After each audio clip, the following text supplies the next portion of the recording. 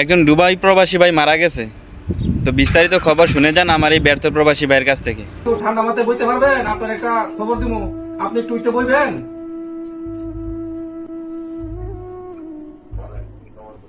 আপনি সুস্থ আছেন? খবরটা দিলে সহ্য করতে পারবেন?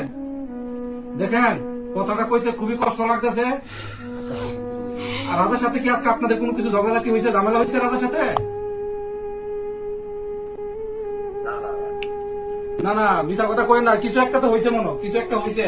কালকা আজকা না, কালকা কালকা গতকালকে কিছু হয়েছে। না না, দেখেন কথাটা বলতে খুবই কষ্ট লাগতেছে। রাজা আর নাই, বুঝছেন? রাজা আর নাই। রাজা রাজা গামছা দিয়া নিজের গলায় লাগাইয়া শেষ, চলে গেছে, বুঝছেন? রাজা মারা গেছে, নিজে জীবন নিজে জ্বালাইছে, বুঝছেন নি?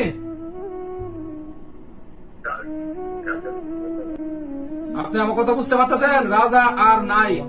আপনি রাজার আব্বা কথা বলতেছেন না?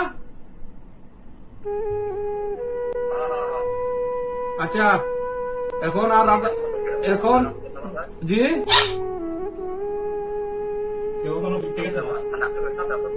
না না, আমরা সাথে আসছিল না যে আমরা কাজ করতে হিয়ানের মিদে গলার মিদে গামছা দিয়া শেষ, বুঝছেন নি? আজকে কখন কটার সময়, সম্ভবত সকালে হইতে পারে, দুপুরে হইতে পারে, আমরা জানতে পারছি বিকালে, বুঝছেন নি? সন্ধ্যার সময় জানতে পারছি।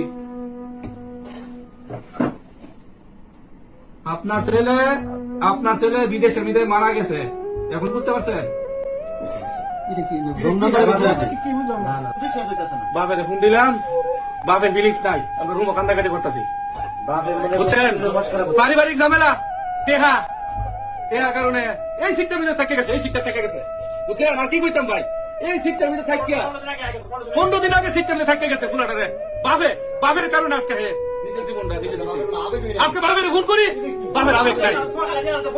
25,000 টাকা, 25,500 টাকা সহালি দিচ্ছে আজকে বিকাশ দিচ্ছে, তারপরে বাপে বিশ্বাস করে না, না আমার ভূত আছে, আমার খাও। ভিডিওটা সবাই বেশি বেশি করে শেয়ার করে দিবেন, যেন বাংলাদেশের প্রত্যেকটা মা বাবা এই ভিডিওটা দেখতে পারে, প্রত্যেকটা ফ্যামিলি লোক যেন এই ভিডিওটা দেখতে পারে।